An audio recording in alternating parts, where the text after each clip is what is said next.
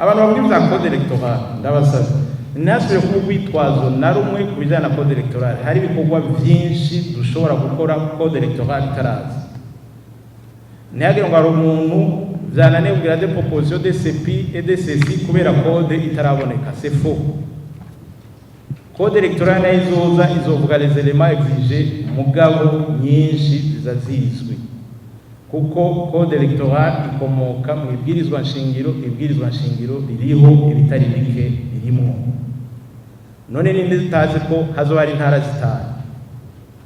Urindire code electoral ikwemeze ko hazoba intara zitanu?